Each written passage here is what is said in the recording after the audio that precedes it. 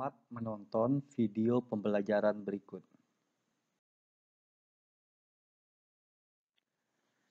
Sebelum memulai menonton video pembelajaran, marilah kita berdoa. Bagi yang beragama Katolik, izinkan saya untuk memimpinnya. Dalam nama Bapa dan Putra dan Roh Kudus. Amin. Tuhan Yesus, kami mau belajar. Berkatilah kami dalam pelajaran hari ini.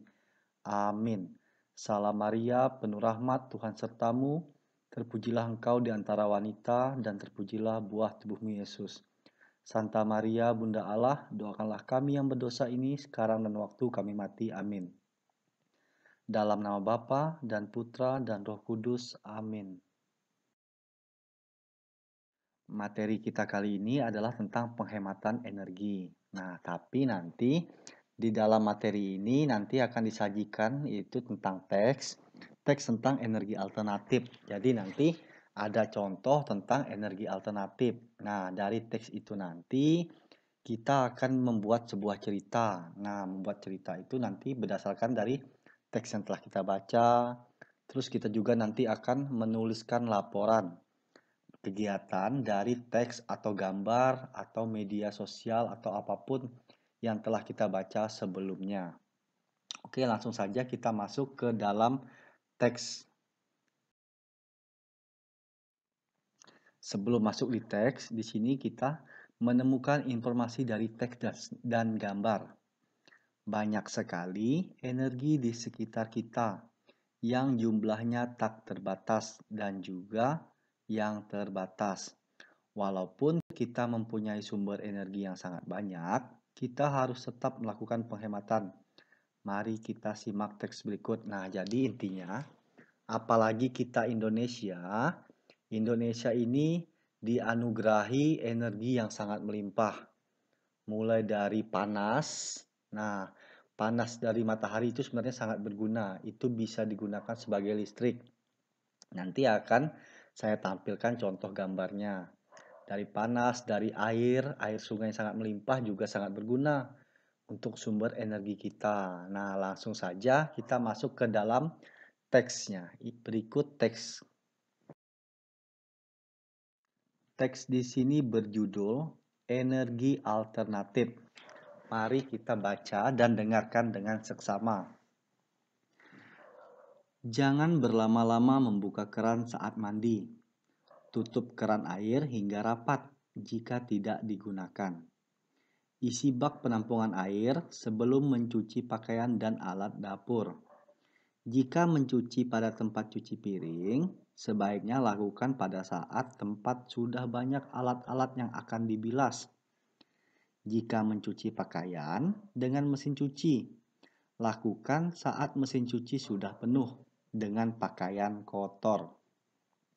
Selanjutnya, keringkan benda yang sudah dicuci. Negara Indonesia memiliki banyak daerah pegunungan. Oleh karena itu, di Indonesia banyak ditemukan air terjun. Air terjun merupakan salah satu sumber energi alternatif.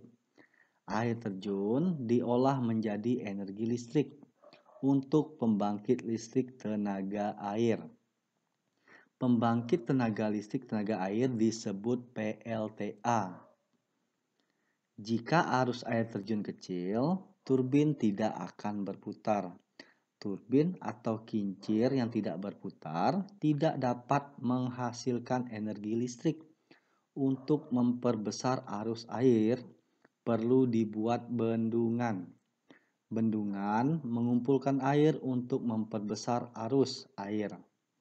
Ketika air yang dikumpulkan sudah cukup, bendungan akan mengalir ke turbin. Nah, dari teks ini sudah dijelaskan yaitu tentang energi alternatif. Di awal tadi sudah dikatakan cara penghematan energi. Di bagian keduanya, di situ dijelaskan kita memiliki banyak sumber air kalau Indonesia. Dan pada bagian ketiganya katanya di situ, air itu dapat digunakan sebagai sumber listrik atau sebagai energi alternatif. Nah, karena negara kita yang melimpahkan sumber daya tadi, bukan berarti kita bisa menggunakannya dengan semau-maunya. Tentunya kita menggunakan juga dengan secukupnya, dengan penuh kewajiban. Gunakan air secukupnya, gunakan listrik juga secukupnya. Matikan jika tidak digunakan. Nah, di sini ada 3 contoh gambar tentang energi alternatif yang bisa kita gunakan, terutama di Indonesia. Nah, di sini yang pertama itu ada bendungan. Bendungan ini adalah bendungan air untuk menghasilkan listrik seperti yang ada pada teks tadi. Nah, biasanya bendungan ini adalah air sungai yang dibendung agar airnya menjadi banyak, biar nanti kincir airnya bisa berputar, seperti yang telah kita baca pada informasi yang ada di teks. Nah, di sebelah kanannya, di sini ada gambar kincir angin. Nah, kalau di negara kita juga mungkin sebenarnya bisa, kalau banyak angin. Nah, dibuat kincir angin, nanti kincir angin ini juga akan menghasilkan yang namanya listrik. Jadi sama-sama berfungsi sebagai energi alternatif. Dan gambar yang ketiga ini adalah gambar dari panel surya. Nah, panel surya ini juga sama. Dia fungsinya untuk menghasilkan energi alternatif, yaitu energi listrik. Jadi, dari panas mataharinya akan ditampung di panel surya. Nah, nanti di panel surya ini dia akan mengecas seperti kita mengecas HP. Nah, seperti itu juga fungsinya. Intinya dia juga sama-sama sebagai energi alternatif. Setelah kita membaca informasi yang ada pada teks atau pada gambar, kita bisa membuat cerita dari kata kunci. Nah, mungkin di video-video sebelumnya bisa ditonton. Di situ juga sudah pernah saya sampaikan cara-cara membuat cerita berdasarkan kata kunci. Nah, di sini akan saya masukkan ada 4. Yang pertama, kalau kita sudah melihat teks dan membaca atau melihat gambar, yang pertama harus kita lakukan adalah menulis ulang informasi dari teks atau gambar. Nah, jadi informasinya harus kita tulis dulu. Yang kedua, menandai setiap informasi yang penting. Nah, jadi misalnya kita ketemu teks nih atau gambar. Informasi pentingnya itu harus kita tandai. Kita garis bawahi atau kita stabilo. Nah, seperti itu. Dan yang ketiga, mencari kata yang berkaitan dengan tema. Nah, jadi kalau kita mau buat cerita, tentunya kita harus mencari kata yang sesuai dengan tema yang akan kita buat.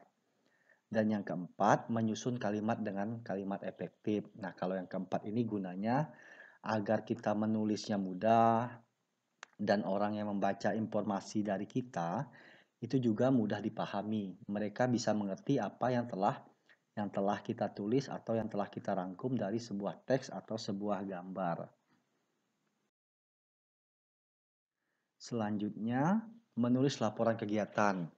Nah, menulis laporan kegiatan juga di video sebelumnya sudah pernah saya buat, yaitu kalau kita ingin membuat sebuah laporan kegiatan, kita harus memuat yang namanya 5W plus 1H.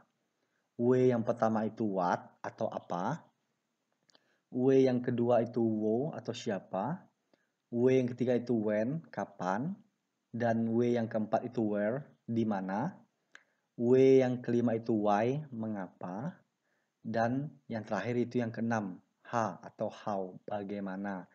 Nah, pokoknya atau intinya, setiap kita ingin membuat sebuah laporan, ingin membuat sebuah cerita atau apa, kita harus memuat 5W plus 1H. Nah, ini sangat penting.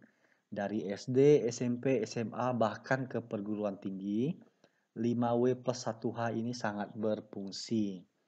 Nah, ini adalah syarat untuk menulis sebuah laporan kegiatan. Nah, selanjutnya kita masuk ke dalam contoh pertanyaan berdasarkan 5W plus 1H ini.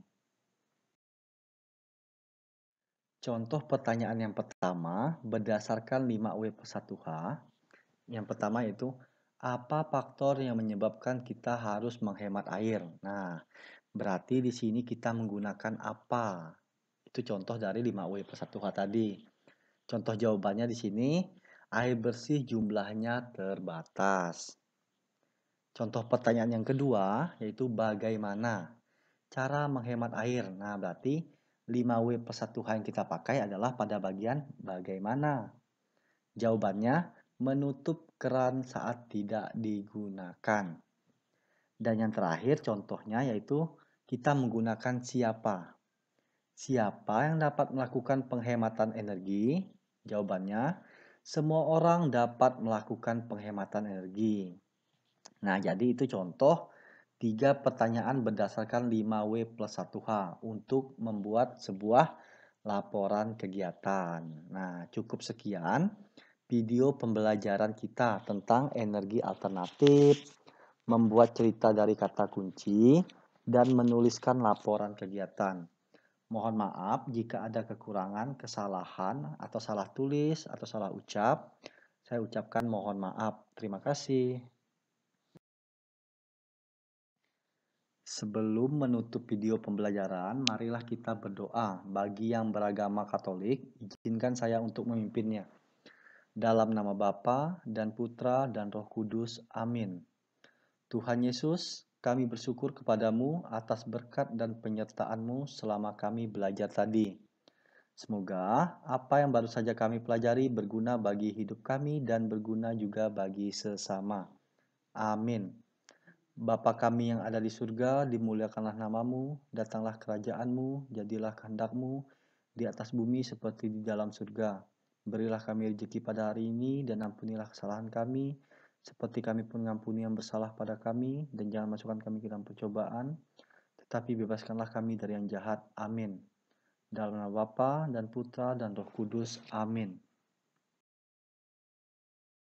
Terima kasih telah menonton video pembelajaran dari saya.